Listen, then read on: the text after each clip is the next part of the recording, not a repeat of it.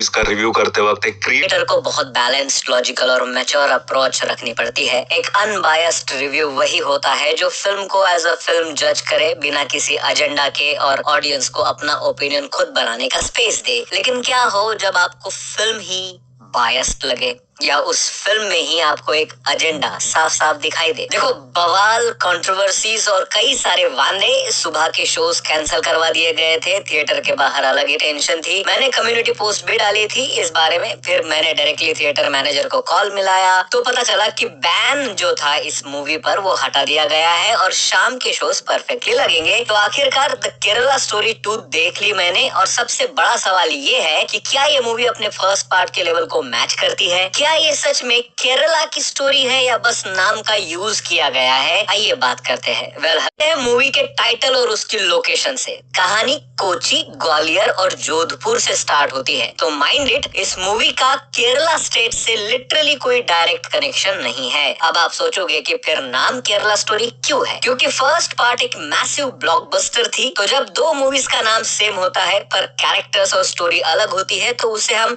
Spiritual sequel कहते हैं। लेकिन फ्रैंकली स्पीकिंग, इसमें स्पिरिचुअल सीक्वल के नाम पर सेम प्लॉट को दोबारा रीपैकेज करके हमारे सामने पेश किया गया है। मेरे हिसाब से अगर इसका नाम द केरला स्टोरी 2 ना रखकर द इंडिया स्टोरी या कुछ ऐसा ही कर देते तो शायद इतना बवाल और नेगेटिविटी नहीं होती। अब स्टोरी की बात करें तो भाई सबको पता है ट्रेलर देख के कि इसमें क्या दिखाया गया है। 3 अलग अलग पैरेलल स्टोरीज चलती है। प्लॉट वही है, लड़कियों को इन्फ्लुएंस करना, बहला फुसला के उनका ब्रेन वॉश करना और रिलीजन कन्वर्ट करवाना, पहले प्यार से और बाद में जबरदस्ती। एक व्यूअर के पॉइंट ऑफ व्यू से मुझे थोड़ी हैरानी हुई कि आज के वक्त में भी हमें स्क्रीन पर यही सब हिंदू मुसलमान और कन्वर्जन वाले एंगल्स बार बार क्यों दिखाए जा रहे हैं। मूवी में लड़कियों का जिस लेवल पर ब्रेन वॉश होते हुए दिखाया है वो अंधा प्यार नहीं, लिटरली उन्हें अंधा बहरा और गूंगा दिखाया गया है। भाई साहब, एक पॉइंट पर आके दिमाग में सच में एक सवाल आता है कि भाई क्या इन लड़कियों में अपना खुद का बिल्कुल भी दिमाग नहीं है? क्या आज की जनरेशन की लड़कियां इतनी इजीली मैनिपुलेट हो सकती है कि वो अपने फैमिली और फ्यूचर के बारे में सोचना ही बंद कर दे? मैं सभी की बात तो नहीं कर रहा,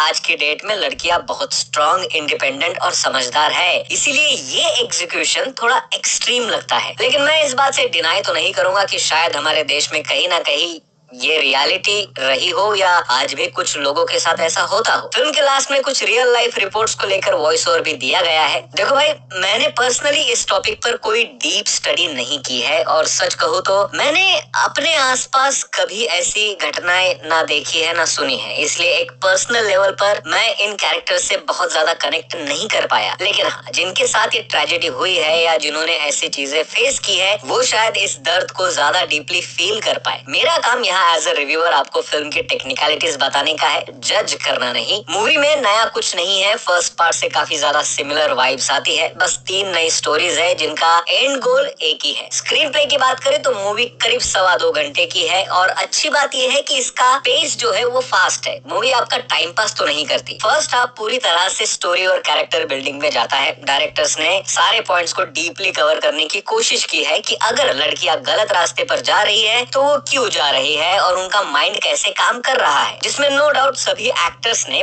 बहुत कमाल काम किया है। एंड आई नो कुछ लोगों को ये मूवी बहुत ज्यादा हिट करेगी और कुछ लोगों को प्रोपोगंडा भी लगेगी कि बार बार बस धर्म धर्म धर्म ही बोला जा रहा है। लास्ट क्लाइमैक्स तो भाई चलो कंक्लूड किया है, लेकिन कैसा, इट्स टोटली फोर्सफुल। तो ओवरऑल द केरला स्टोरी 2 एक हार्ड हिटिंग और ट्रिगरिंग फिल्म बनने की कोशिश करती है। अगर आपको फर्स्ट पार्ट बहुत पसंद आया था और आप ऐसी सोशियो पॉलिटिकल ड्रामास देखना चाहते हैं तो आप इसको ट्राई कर सकते हो। लेकिन अगर आप एक रेगुलर एंटरटेनमेंट और लाइट हार्टेड मूवीज ढूंढ रहे हैं तो you can skip it. Movie A rated तो नहीं है, इट्स UA 16+, तो बच्चों को दूर रखना। आप लोगों की क्या राय है इस मूवी या ऐसे टॉपिक्स को लेकर?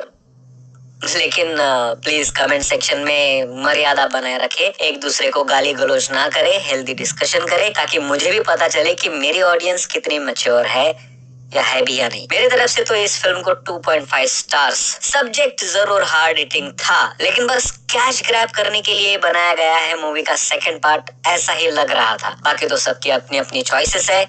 आप बताओ अपनी चॉइस। मिलते हैं अगले वीडियो में, बाय।